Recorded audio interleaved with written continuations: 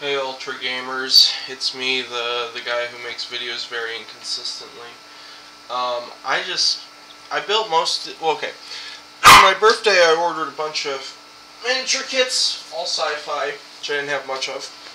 And I decided I needed to fill some sci-fi holes in my miniature library. Still got many in the fantasy that I want to get, but I decided, heads up warning, there's going to be some space Nazis here. There's not going to be any emblemage or anything, but they're, what makes better cannon fodder for science fantasy D&D characters in a pseudo-history inspired prehistory world than fucking space Nazis, right? You need some Aldebarans to, like, torture and blow them up and, burn them alive. It's fun. It's a game. It's a miniature role-playing game. It's fun. But also I built this thing. I thought I was going to add more to it, but I ended up not.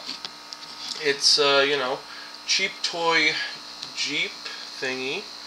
And, of course, I added this little bulldozer shovel thing. This is from a Warhammer tank thing. And some sort of... Oh, and this little engine here is from a smaller scale toy car that had an exposed engine. It's funny, if you look really close in there, you can see that the plate here actually has some teeth. I was going to try and make it into like it's got sharp teeth on the front, but they got covered up by the bulldozer blade. They just gungled together. So this is pretty cheap, easy paint job.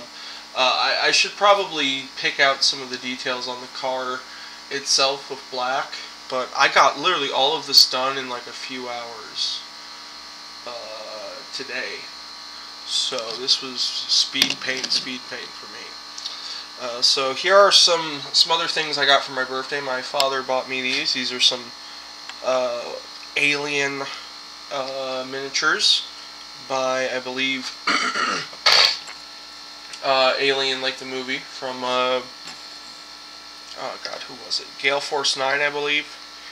These were fun to build and paint. I've got a lot more of these. It came with a lot. It was, you got a lot for like 20 bucks. Really do. Here, let me see if, yeah, there we go. Let's see if you can, it's going to focus on them. Yeah, you can see, I kind of, I based the look of the screens off of the box art. I think it looks good. It kind of reminds me of Fallout as well. It's obviously more 1980s computers than weird fake 1950s computers, but yeah, these are pretty good. You see, I still got a ton of paint on me. The sentry turrets. Again, I just kind of went for the paint job on the front. I kind of changed the wires from black to a different kind of yellow, and yeah. And then this is another computer. I really do like how I went with the basically when you base it in just like a matte, I used Angel Green by Army Painter, and then I used a metallic green over that. It really makes it look like it's glowing computer text. And then I got this little metal shipping crate thing. There's a lot of these. I gotta paint them up. And I did pretty bad stripes, like hazard stripes, like it's maybe a hazardous material of some sort. Yeah, you can see the Weyland-Yutani logo on that. I didn't do the very good hazard stripes. You can see they're very sloppy, but I don't care. And now, before we get to the space Nazis, we're gonna get these army men. When I glued them to these bases, I figured they wouldn't be a hell of a lot bigger. I've had these for a million years. I figured they wouldn't be a hell of a lot bigger than the 28mm minis. They're actually quite bigger, so I think they're going to be, in order to take these pseudo Korean War or pseudo Vietnamese War minis and use them in D&D, I think they're going to be Nephilim from Nibiru, so giant alien hybrid human alien guys, who are veterans of the Venusian Wars, because Venus in my game, like in Tarzan Man's Amtor, whatever his Pirates of Venus shit, it's a jungle planet, so that's basically what I'm going with. These were extremely easy to paint. Pretty fun. I like them. Now for the horrible bad guys, who all are going to die, hopefully. But basically, my D&D players, they decided to, well, at least one or two of them may actually see this video. Well, there's only two of them, so. But basically, they kind of committed a terrorist attack upon the pseudo-scientific empire of Tartaria. Basically, one of their research centers, so it wasn't really 9/11, but it was still that's what they would call it. But they did fly a Vimana, an Indian UFO, which I have a video of when I made. They flew that thing into an ether farm and it exploded. So here are the bastard Nazis who are coming to collect probably the bounty so that they can.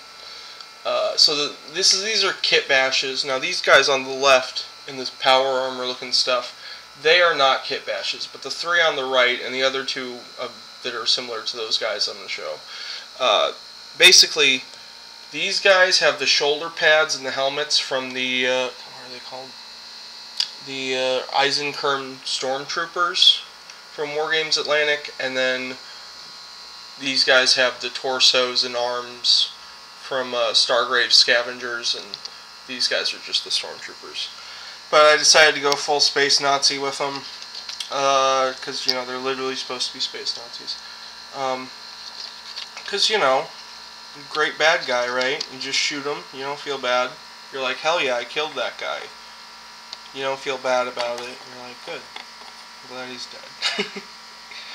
This guy on the right, I think, is kind of like a commander of the regular troops. That's why he's got a sword and a pistol and a slightly fancier helmet.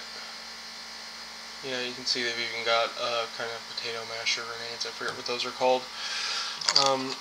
Here, let me just show you the other two of the kit bash guys with the Stargrave Scavengers. Yeah, I really like the clubs that these guys have. I painted those in rough iron. Really, this was basically, I just based these black, gave them different shades of gray, kind of built up on the torso, and added red metallic for like the grenades and the scopes and stuff. And yeah, I'm pretty happy with these, especially considering how quickly I made them. Now, I also kit bashed a bunch of regular scavengers that could really be anything, but I haven't painted them up yet. I literally built the whole box like within a day or two or three of getting it. So that's how much I love the Scavengers box. It was fucking awesome. So anyways, I hope you have a good day. I hope all Nazis die. Goodbye.